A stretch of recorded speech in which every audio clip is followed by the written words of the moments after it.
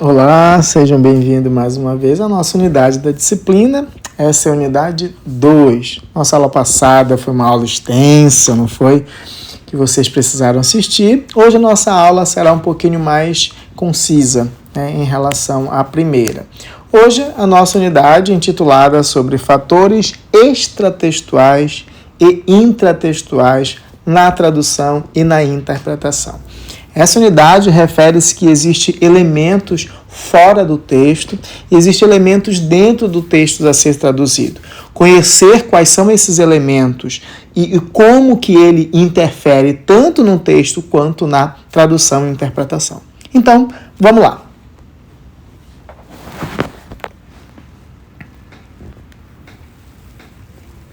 Então, dentro dos fatores intratextuais do texto e extratextuais ligados na interpretação e na tradução.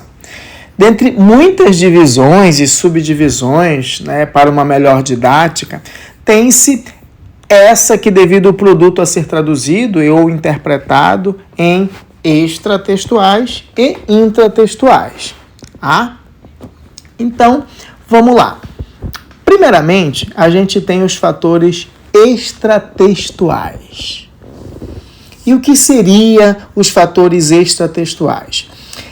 Como o próprio nome já sugere, refere-se aos elementos que estão fora do texto e que afetam diretamente, significativamente, a sua produção em interpretação e compreensão. Já os fatores intratextuais, como o próprio nome também já sugere, refere-se aos elementos internos de um texto, que contribui esses elementos para a construção do seu significado.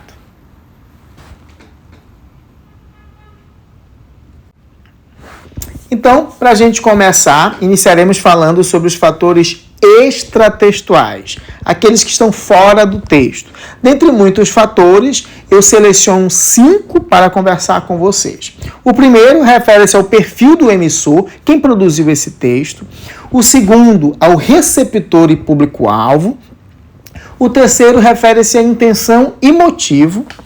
E o quarto refere-se ao meio de registro e publicação. E quinto e último, fatores extratextuais, refere-se ao tempo. Então, o perfil do emissor. É de extrema importância a gente considerar quem é que esse sujeito que produziu, falou, que sinalizou, que escreveu o texto. Considerar isso, sabendo do perfil do emissor, eu acabo considerando outros elementos. Me deparo com um texto e antes de traduzir, eu, de forma consciente, preciso me questionar: quem escreveu? É um homem? É uma mulher? É uma pessoa negra? É uma pessoa LGBT? Quem é esse sujeito autor? É um surdo? Qual é a sua formação acadêmica? São elementos que vão interferir e influenciar de forma gritante no texto. Ele é de qual país? E aí a gente refere-se à sua identidade cultural, seu status acadêmico. Então são informações que vão me ajudar a efetivar uma tradução e interpretação. O segundo é o público-alvo. Quem é o público-alvo? O público-alvo, desempenha um papel central na tradução e na interpretação. Porque o público-alvo, quem recebe essa tradução e interpretação, ela influencia nas minhas tomadas de decisão. Ao me deparar com o texto, antes de eu pensar na tradução, de como traduzir, eu preciso pensar para quem eu estou traduzindo ou interpretando. Esse meu público é um público infantil? Ele é um público acadêmico do ensino superior? Ele é um perfil em que se identifica como um público feminino? São profissionais? Tudo isso vai influenciar nas nossas estratégias. Lembra que nós falamos sobre identificar os gêneros textuais, as questões linguísticas do texto e sua tipologia? Isso também me auxilia a exatamente identificar especificamente o gênero destinado ao público. Com base nisso, Basnet, ela expõe para a gente que a tradução ela deve ser orientada para o público-alvo. garantindo que o texto traduzido seja acessível e relevante. Eu não posso simplesmente me debruçar sobre o texto e o que eu estou traduzindo. Eu preciso olhar para o público-alvo. Eu preciso saber para quem eu estou fazendo. Então, tem traduções e, como eu falei, antes de pensar como traduzir, eu preciso pensar para quem eu estou traduzindo. Ter essa compreensão clara de quem é o público-alvo me ajuda a traçar um plano estratégico da minha tradução e interpretação.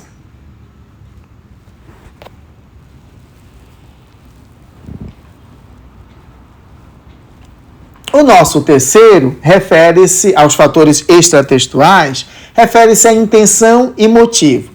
Nós precisamos compreender que o texto, qual foi a intenção do autor, e deve ser claramente refletida essa intenção na nossa tradução e na interpretação. Qual é a sua intenção ao fazer o texto? Por que ele utilizou essas marcas textuais? É uma escrita literária? É um texto argumentativo? Por quê? Por quê? Por quê? E aí, quando a gente fala de intenção e motivo, a gente tem basicamente a definição de que a intenção é encontrada quando perguntamos para que fez isso e o motivo quando questionamos por que fez isso. Então, não apenas pensar exatamente em replicar o conteúdo, mas também captar o espírito e a força que motivam a criação da obra. Por quarto, nós temos o meio do registro e publicação. Esse é um item que impacta muito no nosso trabalho do par linguístico, porque a gente fala dos vídeo-registro, né, do uso da tecnologia audiovisuais para registrar o texto em Libras.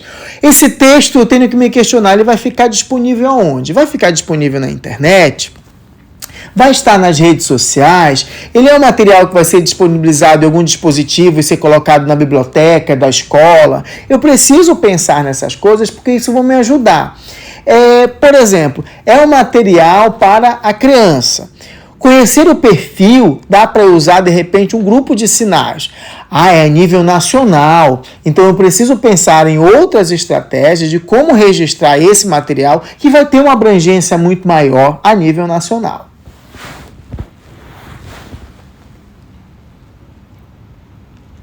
E por quinto, né, e último dos fatores extratextuais, temos o tempo. O tempo, aqui o foco maior refere-se à tradução do que à interpretação, pela própria natureza dos dois processos, né? É importante a gente se questionar para saber que tempo que tempo esse texto foi escrito para eu traduzir. Às vezes tem palavras que entraram em desuso, tem palavras que hoje se ressignificaram e podem trazer uma carga de preconceito ou não. Então, eu preciso, antes de traduzir, compreender esse texto foi escrito usando esse termo para que momento? Para que eu possa fazer as devidas adaptações com os termos da atualidade. Como fatores extratextuais, na tradução e na interpretação, nós temos uma autora de grande referência dos estudos da tradução, que é Nord, e ela expõe uma tabela onde ela analisa esses itens dos fatores tanto extratextuais quanto intratextuais. Essa tabela a gente tem como modelo a ser seguido, e eu mostro para vocês aqui no nosso slide, exatamente são 3 colunas, onde a gente se refere-se ao texto, não os fatores intratextuais ainda, tá? Lembrando que eu estou falando dos extratextuais. No meu texto base eu tenho quem é o emissor, ele é um homem, é uma mulher, existe diferença? Impacta essa diferença? Qual é a intenção do texto, extratextualmente falando? Quem são os receptores, o público-alvo? Qual é o meio em que isso vai ser vinculado? Qual é o lugar? O tempo que a gente precisa levar em consideração, como eu já falei, e o motivo, né? E entender a função textual para que tudo isso eu leve em consideração para que eu planeje a minha tradução. Agora vamos falar dos fatores intratextuais para a tradução e a interpretação. Desses fatores apresentam 6 elementos intratextuais. O primeiro refere-se à leitura e compreensão do texto de partida, do texto a ser traduzido. O segundo é a análise da temática e do conteúdo. O terceiro, a forma e a estrutura que o texto apresenta. Por quarto, nós temos os elementos não verbais e ilustrações. Quinto, nós temos o léxico e a sintaxe desse texto. E, por sexto e último, nós temos essa diversificação lexical e retomadas. Então, vamos lá detalhar cada um desses 6 itens. Bem, o primeiro é a leitura e compreensão do texto a ser traduzido. Vocês sabem, já falamos sobre isso na nossa primeira unidade, sobre essa habilidade de competência, né? Ter essa habilidade de fazer uma leitura e uma análise crítica. Essa análise completa do texto original, ela é central.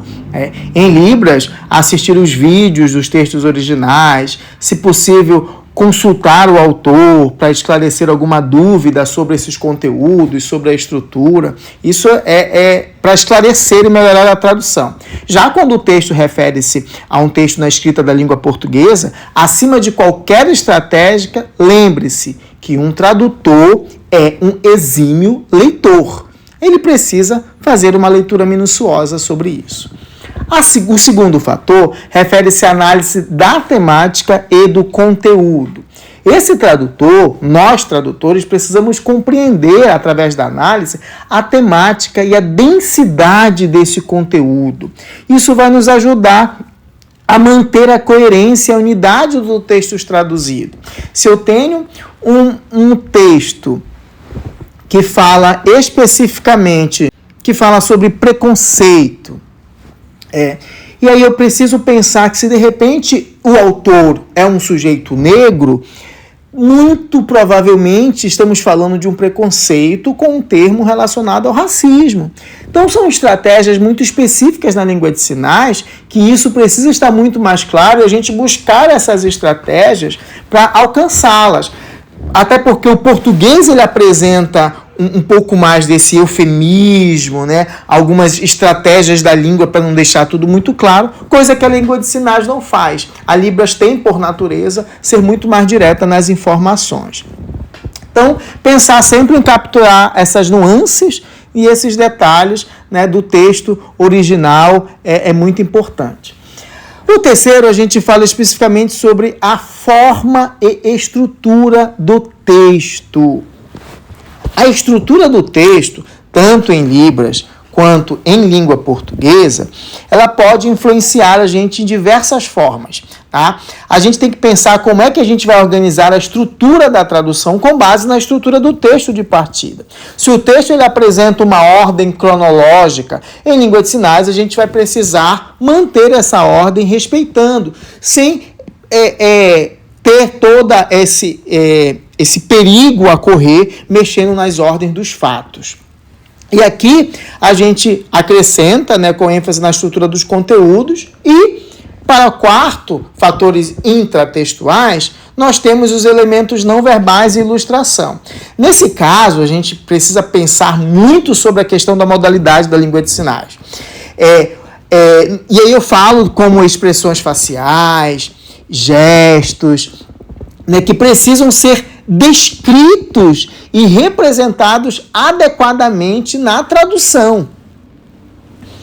Muitas vezes, isso pode exigir, inclusive, a inclusão de ilustração. O texto não apresenta imagens ou fotos. E aí, de repente, como estratégia de tradução para a língua de sinais, a gente pode colocar, pelo efeito da modalidade, algumas descrições adicionais. Mesmo que não tenha no texto de partida, isso seria uma estratégia muito melhor para a nossa tradução em língua de sinais. Por quinto, nós temos o léxico e a sintaxe.